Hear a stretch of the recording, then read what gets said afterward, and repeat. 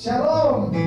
Kita bersyukur pada hari ini kita bersama-sama bisa merayakan sukacita besar karena Tuhan yang Maha Tinggi sudah menyatakan kasih-Nya kepada kita. Lebih dari 2000 tahun lalu Tuhan sudah mengosongkan diri, melepaskan kemuliaan-Nya, dan telah lahir sebagai manusia biasa supaya Dia, Tuhan Yesus, bisa melakukan penebusan dan memberikan keselamatan kepada kita. Dia yang sekarang sudah kembali ke sorga sebagai Raja alam semesta, itulah yang menjadi tema ibadah Natal kita kali ini, yaitu datanglah Tuhan Yesus. Supaya kita mengingat bahwa Dia tidak akan lagi datang sebagai bayi, tetapi datang sebagai Raja dan juga sebagai mempelai untuk kita yang percaya kepadanya. Marilah kita merayakan Natal tahun ini sambil menantikan kedatangannya yang kedua kali. Let's start from home. Mari kita sama-sama satukan hati kita berdoa. Terima kasih Bapa di surga, kami mengucap syukur kalau pada 2000 tahun yang lalu Engkau sudah turun ke dunia mengambil rupa menjadi manusia supaya olehnya kami bisa memperoleh keselamatan. Tapi Engkau akan datang kembali nanti, yang kami percaya tidak akan lama lagi bukan lagi sebagai bayi, tapi sebagai Tuhan dan Raja di dalam kehidupan kami. Oleh sebab itu ya Bapa, kami akan siapkan hati kami bersama-sama pada saat ini memuji menyembah-Mu, memuliakan Engkau, Raja kami, Tuhan kami yang layak disembah, Raja di atas segala raja, Tuhan Yesus Kristus. Kami siap untuk memuji-Mu, kami siap untuk merayakan kemenangan yang Kau berikan buat setiap kami, hanya di dalam nama Tuhan Yesus Kristus. Yang percaya sama-sama katakan amin. Lalu kata malaikat itu kepada mereka, "Jangan takut, sebab sesungguhnya Aku memberitakan kepadamu kesukaan besar untuk seluruh bangsa. Hari ini telah lahir bagimu Juru Selamat, yaitu Kristus Tuhan di kota Daud. Marilah kita menyambut kedatangannya." Mari kita puji Dia, kita sambut Sang Raja. Haleluya. Mari kita sambut Sang Raja. Mari kita puji namanya. Dia yang maha mulia, Dia yang maha kuasa, Yesus, Yesus, Yesus namanya. Puji Hosana.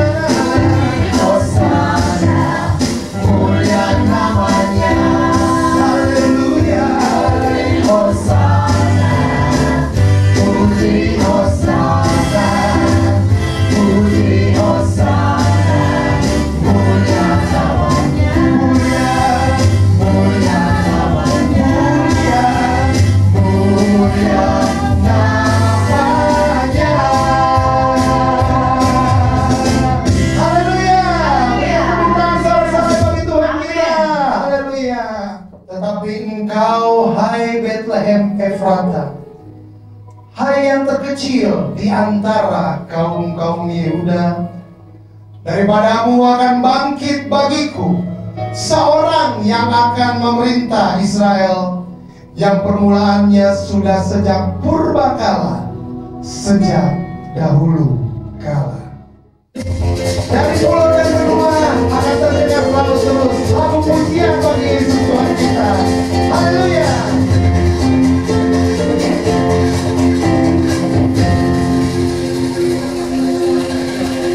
Dari pulau dan benua terdengar selalu lagu pujian semua bagi nama penebus.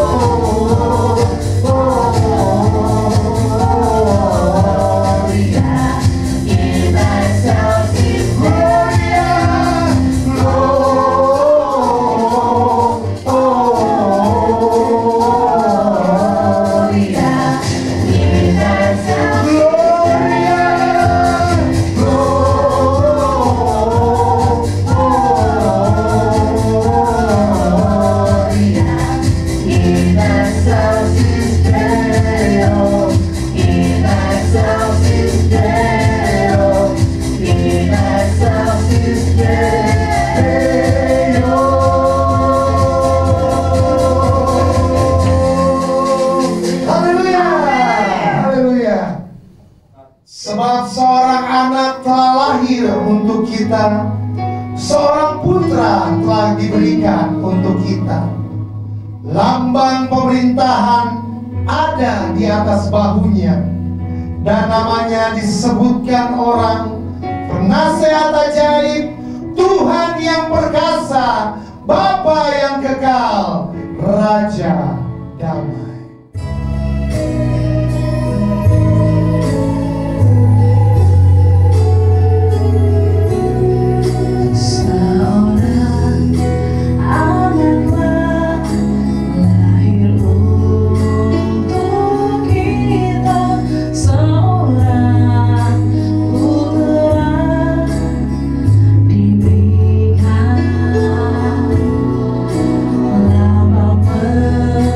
Real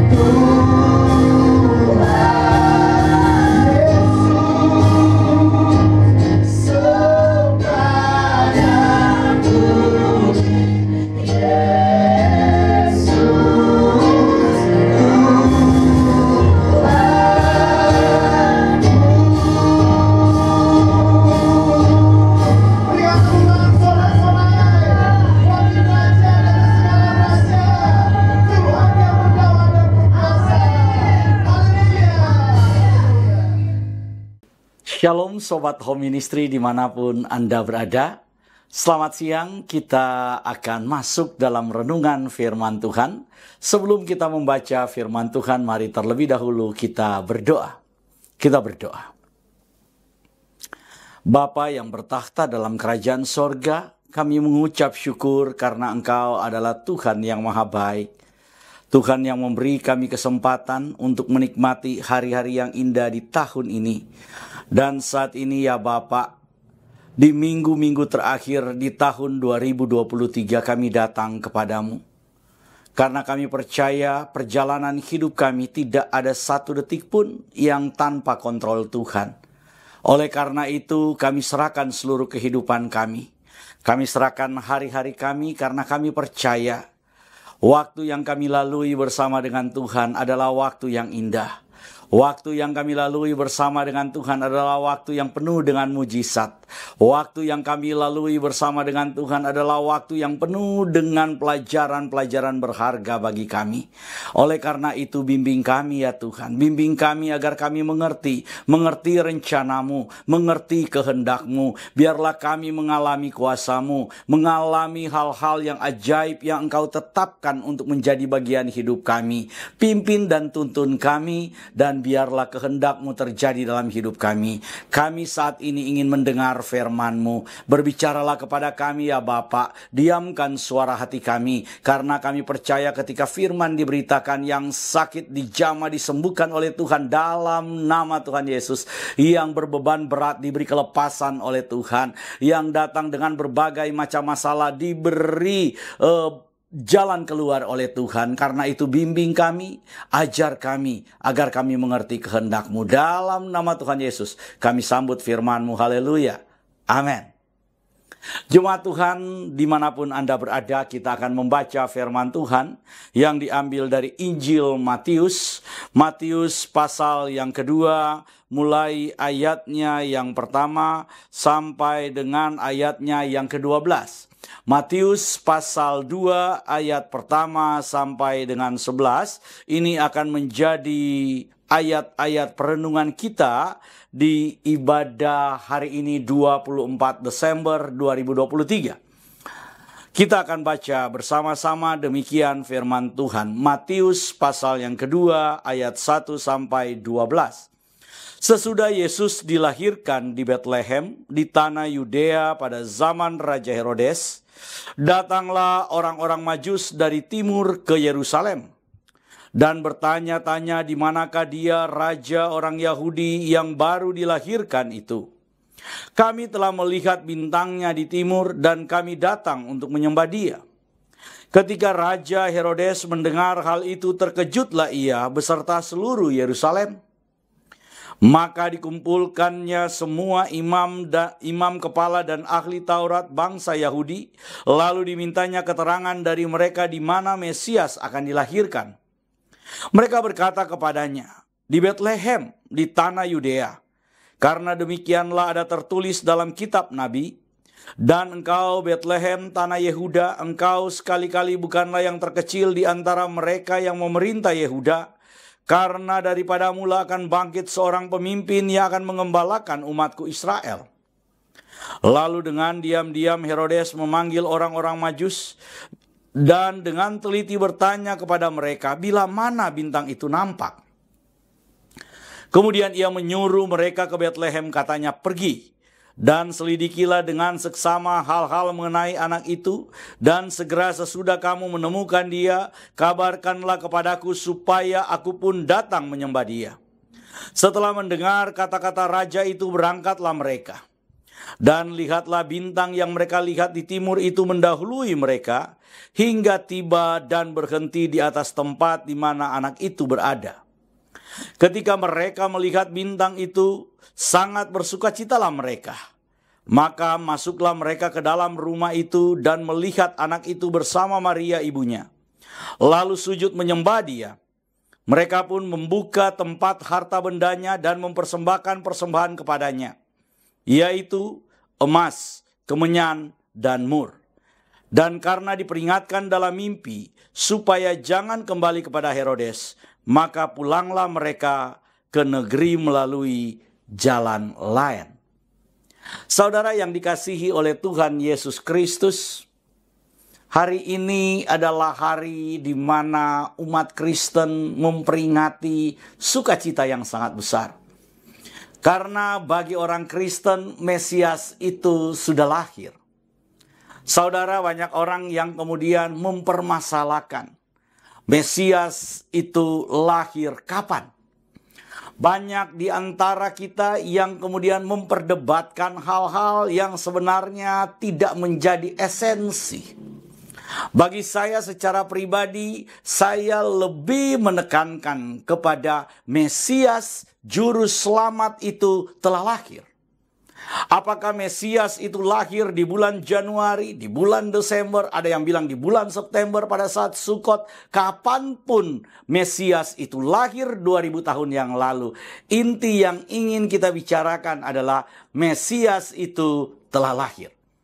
Karena kalau kita terjebak kepada pemahaman-pemahaman mengenai kapan Mesias itu lahir, maka kita akan terjebak kepada diskusi-diskusi yang tidak perlu. Mengapa saya mengatakan diskusi itu tidak perlu, saudara? Karena pada akhirnya akan terjadi debat kusir. Yang satu punya argumentasi A, yang satu punya argumentasi B, yang satu punya argumentasi C. Sehingga kelahiran Juru Selamat itu menjadi bias. Perayaan kita dalam merayakan bahwa Juru Selamat itu telah lahir, penebus kita sudah lahir, itu menjadi bias. Mesias yang kita percaya itu sudah lahir, itu kemudian diabaikan. Oleh karena itu, melalui kesempatan ini, saya kemudian mengajak kita yang mendengar program ini, yang mengikuti ibadah ini, supaya kita fokus bersukacita, fokus merayakan bahwa Mesias Juru Selamat itu sudah lahir. Saudara, dalam banyak kesempatan saya sudah menyampaikan hal-hal mengenai kedatangan Tuhan Yesus yang kedua. Kita sudah membicarakan tentang bagaimana Yesus itu akan datang. Kita sudah membicarakan tanda-tanda zamannya. Kita sudah membicarakan bagaimana proses atau bagaimana tahapan itu terjadi. Karena kedatangan Yesus nantinya menurut keyakinan saya itu akan terjadi 2 tahap. Yang pertama apa yang disebut dengan parusia. Parusia itu Tuhan Yesus datang di awan-awan. Kemudian kita sebagai orang percaya yang masih hidup, tubuhnya akan diubahkan, diberi tubuh kebangkitan yang sama dengan Yesus, atau di tubuh sorgawi yang sama dengan tubuh Yesus. Kemudian mereka yang mati di dalam Tuhan itu akan dibangkitkan, mendapatkan tubuh kemuliaan yang sama. Kemudian bersama-sama kita akan terangkat bertemu dengan Tuhan Yesus. Itu yang disebut dengan parusia, kedatangan Tuhan Yesus di awan-awan. Dan bagian kita adalah kita terangkat, atau peristiwa itu disebut rapture. Dan setelah kemudian kita terangkat, kita akan masuk dalam perkawinan anak domba. Setelah perkawinan anak domba itu terjadi, maka selanjutnya bersama dengan Yesus kita akan turun kembali. Yesus menginjakkan kaki di bumi dan kemudian mengalahkan antikristus dalam perang Armageddon. Peristiwa ini disebut sebagai Epifania. Jadi saudara, ada 2 peristiwa kedatangan Tuhan nanti. Kedatangan Tuhan Yesus yang pertama itu di awan-awan itu tahapan yang pertama itu bahwa Tuhan Yesus akan turun hanya sampai di awan-awan. Dan ketika dia sampai di awan-awan, saudara, kita yang masih hidup sekali lagi diberi tubuh kemuliaan. Tubuh kita akan diubahkan. Sedangkan mereka yang sudah mati di dalam Tuhan akan dibangkitkan dan diberi tubuh yang baru. Kemudian bersama-sama kita akan terangkat bertemu dengan Tuhan Yesus di awan-awan. Setelah kita bertemu, kita akan masuk dalam pernikahan anak domba. Dan setelah pernikahan anak domba itu terjadi, maka saudara, saya bersama dengan Kristus, dipimpin oleh Kristus, kita akan turun. Nah, ketika Yesus turun, ini disebut peristiwa Epifania. Jadi saudara, kedatangan Tuhan kira-kira gambarannya seperti itu. Saya sudah menyampaikan. Dalam banyak kesempatan saya sudah menyampaikan khotbah itu. Bagian kali ini dalam rangka Natal kita akan kemudian merayakan bahwa jika 2000 tahun yang lalu nubuatan tentang kedatangan Mesias itu selama ribuan tahun, dari zaman Abraham sudah dinubuatkan, saudara. Bahkan sejak Adam jatuh dalam dosa, sudah dinubuatkan bahwa akan datang satu pribadi di mana pribadi itu akan berkorban. Karena baju domba, baju dari kulit binatang itu diberikan kepada Adam. Ada binatang yang disembelih, ada domba yang disembelih. Karena itu saudara, ini adalah sebuah perlambangan. Apa yang terjadi dalam perjanjian lama itu adalah perlambangan yang digenapi oleh Kristus dan dicatat dalam perjanjian baru. Oleh sebab itu, kalau kita ingin memahami bagaimana kedatangan Yesus yang kedua, kita harus melihat saudara. Melihat bagaimana kedatangan Yesus yang pertama. Bagaimana orang-orang yang hidup pada zaman Yesus ketika datang yang pertama itu, mereka berharap, mereka punya iman, menanti kedatangan Mesias itu saudara. Mari kita lihat bersama-sama. Mari kita lihat bersama-sama. Pada ayat yang pertama bacaan kita, saudara. Pada ayat yang pertama bacaan kita, firman Tuhan berkata begini. Sesudah Yesus dilahirkan di Bethlehem, di tanah Yudea, pada zaman Raja Herodes, datanglah orang-orang Majus dari timur ke Yerusalem. Saudara, Yerusalem adalah pusat. Pusat dari apa? Pusat dari ibadah orang Yahudi. Yerusalem adalah pusat dari semua ritual kepercayaan Yudaism. Karena itu bait suci itu ada di Yerusalem. Karena bait suci ada di Yerusalem saudara, maka orang Yahudi dalam aktivitas ibadahnya, ritual ibadahnya, itu kemudian memusatkan semuanya ke Yerusalem atau ke Gunung Sion itu. Saya sudah membicarakan dalam seminar tanda-tanda akhir zaman, saya sudah membicarakan kenapa bait suci ketika itu penting untuk dibangun oleh orang Yahudi. Kenapa orang Yahudi begitu menginginkan pembangunan bait suci itu terjadi. Karena bagi orang Yahudi, semua ritual yang mereka lakukan itu tanpa bait suci itu menjadi kurang nilainya. Itu menjadi dalam tanda kutip mereka merasa bahwa mereka belum sempurna di dalam beribadah. Oleh karena itu bait suci adalah sentral. Nah, peristiwa ini adalah peristiwa yang ingin menggambarkan bahwa orang-orang Majus sekalipun. Nah, saya ingin menggarisbawahi saudara. Orang Majus ini adalah keturunan dari Nebayot. Orang Majus ini adalah keturunan, bukan keturunan Yahudi, bukan keturunan Ishak, bukan keturunan Israel, bukan keturunan Yakub. Tapi orang-orang Majus ini adalah keturunan dari Ismail. Jadi orang-orang Majus ini kemudian datang. Kalau saudara baca nubuatan dari nabi-nabi sebelumnya yang memberitahukan bahwa Kedar dan Nebayot itu akan menyembah. Keturunan dari Kedar dan Nebayot ini akan datang menyembah. Nah, orang-orang Majus ini adalah keturunan dari Kedar dan Nebayot. Jadi saudara, kalau kita berbicara tentang kedatangan Tuhan, maka kedatangan Tuhan, nubuatan kedatangan Tuhan yang pertama, itu bukan cuma diketahui oleh orang-orang Yahudi. Bukan cuma diketahui oleh ahli-ahli Taurat. Bukan cuma diketahui oleh elit-elit agamawi. Bukan cuma diketahui oleh pemimpin-pemimpin Farisi. Tapi ini juga ternyata diketahui oleh orang-orang di luar lingkaran elit Yahudi. Mengapa penting saya ingin sampaikan ini? Mengapa penting orang Majus ini menjadi sebuah tanda bagi kita bahwa orang-orang kafir pun ada pernyataan-pernyataan Tuhan terhadap mereka. Jadi ketika berbicara tentang kedatangan Tuhan itu, maka Tuhan bukan cuma menyatakan secara eksklusif, ada pernyataan yang secara umum. Tanda itu diberikan kepada semua dan orang-orang ini, orang-orang Majus ini melihat tanda bintang, saudara. Ini adalah tanda di langit. Ini adalah tanda di alam. Bagi saudara, Tuhan memberikan tanda kepada orang itu luar biasa. Tuhan itu bisa memberikan tanda lewat alam. Tuhan bisa memberikan tanda lewat peristiwa demi peristiwa yang terjadi.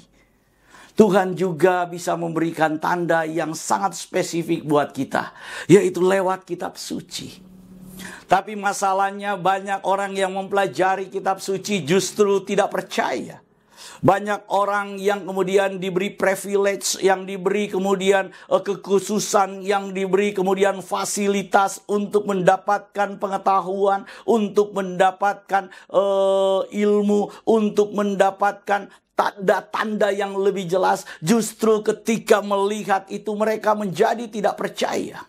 Sedangkan sebaliknya ada orang-orang yang sebenarnya bukanlah bagian elit, bukanlah orang yang mendapatkan privilege, bukanlah orang-orang yang kemudian mendapatkan ilmu. Mereka adalah orang-orang di luar, tapi mereka kemudian diberi tanda oleh Tuhan, tanda yang sederhana, tanda hanya tanda di alam. Tapi ketika mereka melihat tanda di alam itu, mereka menjadi percaya. Poin yang saya ingin sampaikan yang pertama, bahwa Tuhan bekerja dalam kehidupan kita dari segala aspek kehidupan kita. Ketika Tuhan ingin menyatakan kehendaknya, saudara, Tuhan tidak hanya menggunakan satu pola. Tuhan menggunakan segala sesuatu di mana saudara bisa mengenal Tuhan itu. Pertanyaannya, apakah kita cukup peka untuk melihat tanda kehadiran Tuhan, untuk melihat tanda karya Tuhan, untuk melihat tanda apa yang ingin Tuhan kerjakan dalam hidup kita. Orang Majus ketika melihat bintang, saudara, buat mereka cukup untuk apa? Untuk percaya. Berapa banyak saudara saat ini melihat tanda dalam hidupmu dan membawa engkau percaya kepada Tuhan, melihat tanda dan karya Tuhan di dalam hidupmu. Mungkin sebelumnya engkau sama seperti orang Majus. Engkau bukan bagian dari orang-orang percaya. Engkau bukan bagian dari orang-orang Kristen, orang-orang yang percaya Yesus. Mungkin engkau orang luar. Tapi ketika Tuhan dalam kehidupanmu, engkau melihat tanda itu, engkau melihat karya itu, dan engkau menanggapi dan engkau percaya. Saudara, tidak penting apa masa lalu kita, tidak penting siapa kita di mata manusia. Tapi ketika saudara cukup peka, saudara sekali lagi cukup peka untuk menanggapi tanda yang diberikan oleh Tuhan. Untuk menanggapi tanda yang dibuat oleh Tuhan.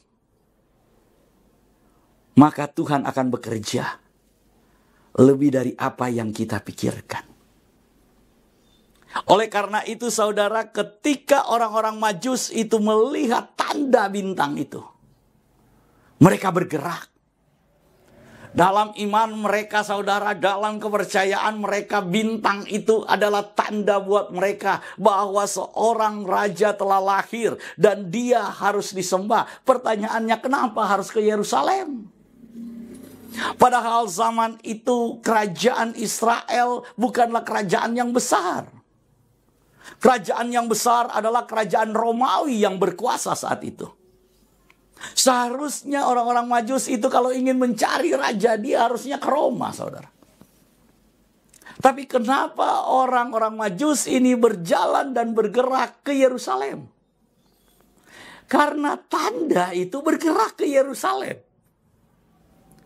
Karena bintang itu bergerak ke Yerusalem. Saudara, penting bagi kita orang percaya untuk bergerak. Kemana Tuhan membawa kita bergerak? Kita harus bergerak. Bergerak. Walaupun mungkin ketika berjalan orang-orang Majus ini belum melihat harapan. Saudara bisa bayangkan. Mereka kemudian dari tanah Mesopotamia mereka bergerak maju, saudara. Mereka bergerak ke barat, dari timur tanah Mesopotamia mereka bergerak, saudara, ke arah barat. Dan mereka harus melewati gurun, mereka harus melewati daerah-daerah yang gersang, mereka harus melewati tantangan. Dan mereka belum melihat hasil dari tanda yang ditunjukkan bintang itu.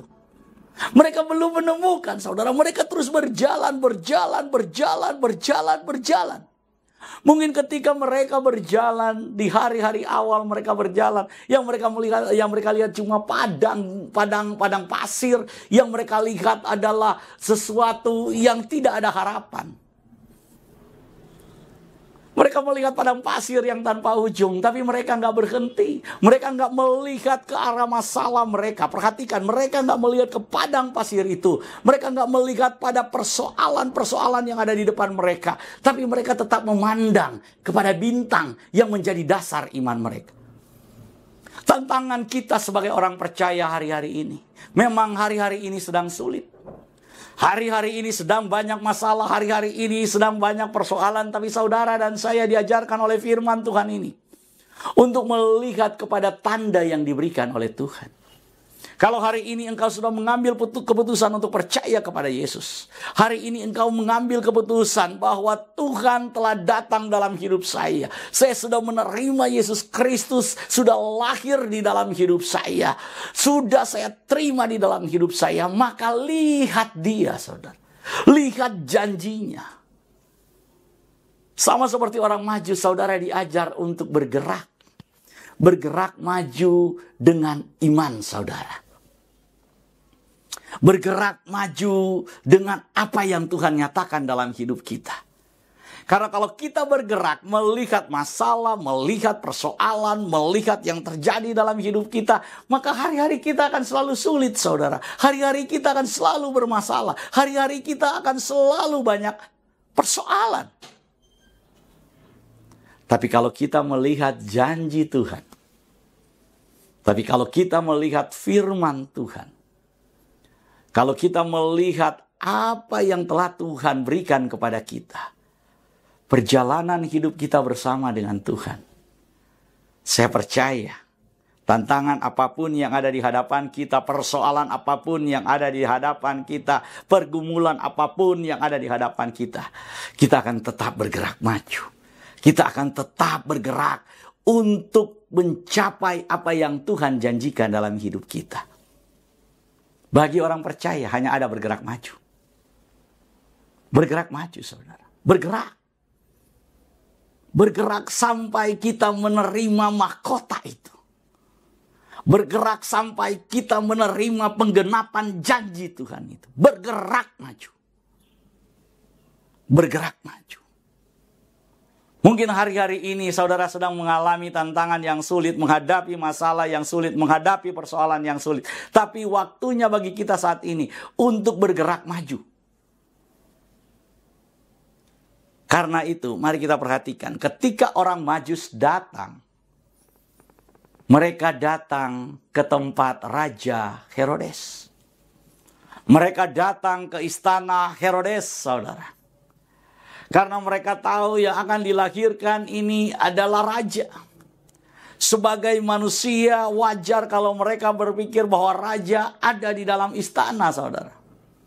Oleh karena itu mereka mencari raja itu di istana raja. Tapi ketika mereka datang ke istana raja, ini menarik sekali, saudara. Dan bertanya-tanya, ayat 2. Dan bertanya-tanya, di manakah dia raja orang Yahudi yang baru dilahirkan itu? Kami telah melihat bintangnya di timur dan kami datang untuk menyembah dia. Saudara perhatikan. Ini menarik. Orang-orang ini adalah orang-orang dari Mesopotamia. Orang-orang ini adalah orang-orang dari Persia, saudara. Orang-orang ini bukanlah orang-orang Yahudi. Mereka adalah keturunan Kedar dan Nebayot. Mereka datang jauh-jauh, saudara, dan mereka kemudian datang dengan satu tujuan. Kami datang untuk menyembah dia. Kami datang untuk menyembah dia. Tujuan orang-orang Majus ini hanya satu, menyembah dia. Mereka melakukan perjalanan yang jauh. Mereka melakukan sebuah perjalanan yang tanpa ujung, yang tanpa kejelasan. Mengikuti tanda bintang yang mereka percaya itu. Tujuannya cuma satu, cuma ingin datang menyembah. Saudara, tujuan perjalanan hidup orang percaya, kalau saudara berkata kita ini adalah orang percaya, kita ini adalah orang yang percaya Yesus, maka kita harus tanamkan dalam hati kita, tujuan kita percaya Yesus cuma satu, yaitu menyembah. Kita ingin menjadi penyembah-penyembah yang benar. Kita ingin menjadi penyembah-penyembah yang berkenan kepada Tuhan. Kita ingin selalu ada di hadirat Tuhan. Kita ingin selalu ada di dalam penyembahan kepada Tuhan itu. Karena itu saudara, kalau saudara adalah orang-orang yang percaya Yesus, mari jadikan penyembahan sebagai gaya hidup kita. Jadikan penyembahan itu sebagai gaya dari kehidupan orang-orang percaya, menjadi pembeda dengan anak-anak dunia ini. Kita adalah penyembah. Orang-orang Majus ini datang saudara, mereka katakan mereka ingin menyembah. Penyembahan itu sangat-sangat eksklusif buat mereka. Penyembahan itu sangat-sangat mahal untuk orang-orang Majus. Karena mereka tahu bahwa mereka nggak mendapatkan privilege itu. Mereka bukan orang Yahudi. Tapi mereka datang walaupun bukan orang Yahudi. Walaupun orang yang bukan mendapatkan privilege. Tidak memiliki kekhususan, spesialisasi, mereka nggak ada. Mereka hanya orang kafir. Mereka sadar bahwa mereka ini bukan orang-orang pilihan itu. Tapi mereka katakan, kami datang untuk menyembah. Saudara, hari-hari ini adalah hari-hari yang jahat, kata firman Tuhan. Akhir zaman ini adalah hari-hari yang jahat. Tuhan Yesus menyebut bahwa ini adalah sebuah zaman yang dipenuhi dengan generasi apatis, genea apistos. Bahkan Tuhan Yesus bilang, apakah ketika aku datang kembali, akan kutemukan iman di bumi? Tuhan Yesus sudah memberikan kita kode bahwa di akhir zaman ini akan banyak orang-orang yang apatis. Orang-orang yang tidak percaya, jangankan menjadi penyembah, mereka percaya saja tidak. Cerita tentang Yesus yang sudah datang 2000 tahun lalu, itu sekarang tinggal menjadi cerita histori. Dan sebentar lagi dia akan menjadi kisah legenda begitu saja. Dan pada akhirnya dia akan disebut dengan mitos. Tapi bagi orang percaya itu bukan sekedar cerita sejarah. Bagi orang percaya itu bukan sekedar cerita legenda. Bagi orang percaya itu bukan sekedar mitos. Tapi bagi orang percaya itu adalah keyakinan. Itu adalah harapan. Apabila saudara ingin mempertahankan iman kita, percaya kita, harapan kita di akhir zaman ini hanya bisa terjadi kalau saudara menjadi penyembah. Bagaimana kita bisa mempertahankan kepercayaan kita, mempertahankan harapan kita di tengah generasi apatis ini, di tengah zaman yang tidak percaya ini, hanya bisa dengan satu cara, yaitu jadilah penyembah.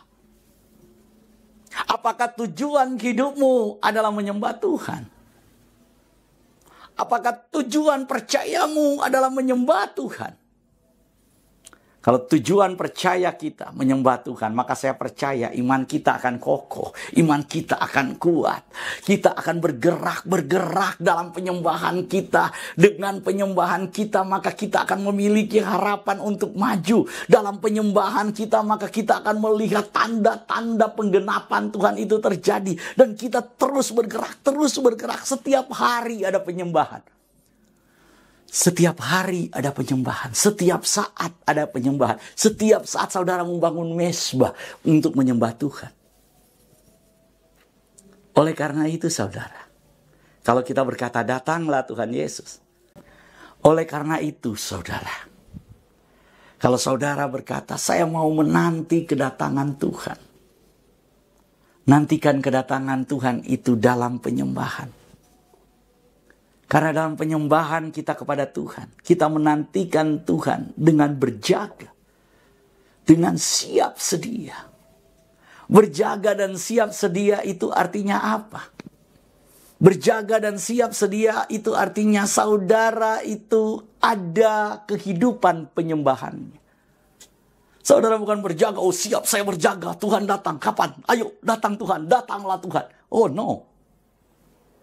Yang dimaksud dengan berjaga itu, yang dimaksud dengan siap sedia itu, kita menyembah Tuhan, menyembah Tuhan, menyembah Tuhan, menyembah Tuhan terus menerus, terus menerus. Jadi saudara yang dikasihi oleh Tuhan Yesus Kristus, apa yang ingin saya sampaikan pada hari ini? Tentang datanglah Tuhan Yesus. Belajar dari cerita orang Majus. Maka yang pertama saudara, kita harus memahami tanda-tanda yang Tuhan berikan dalam kehidupan kita. Yang kedua, dalam menanti kedatangan Tuhan itu, kita menanti dalam penyembahan. Kita menanti sebagai seorang worshiper. Kita menanti Tuhan datang itu sebagai penyembah yang benar. Amin.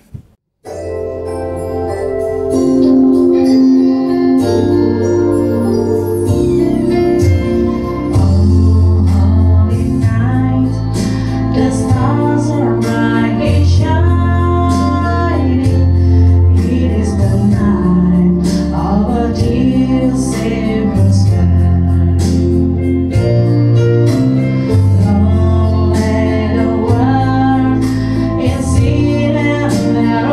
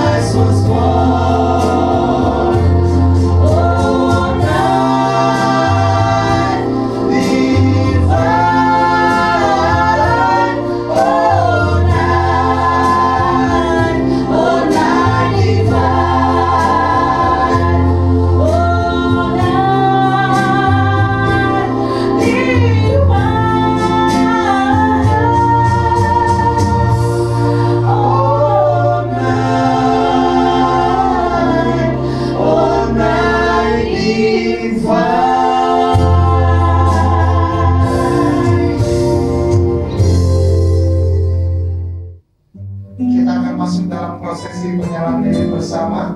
Bapak Ibu Saudara yang ada di rumah, boleh ambil lilinnya, siapkan lilinnya, karena kita akan sama-sama membakar lilin kita di rumah kita masing-masing.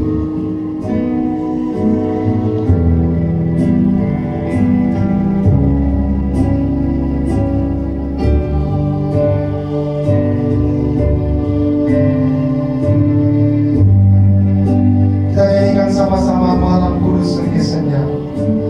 Malam kudus, sunyi senyap, dunia terlelap, hanya dua berjaga terus. Ayah, bunda mesra dan kudus. Anak tidur tenang.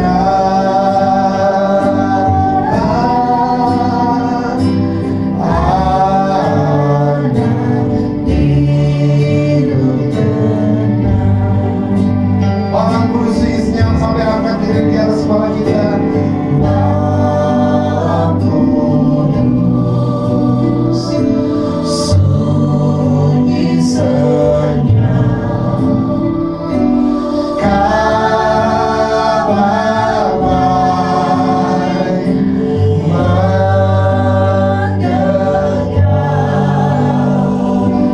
malam sorga menyanyikannya. Kau gembala menyaksikannya.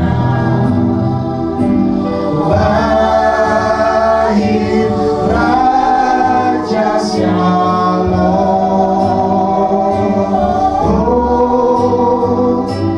Lahir Raja Shalom.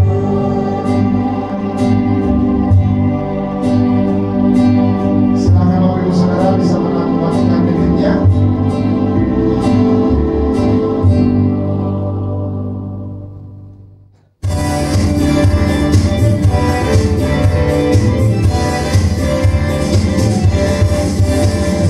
We wish you a Merry Christmas. We wish you a Merry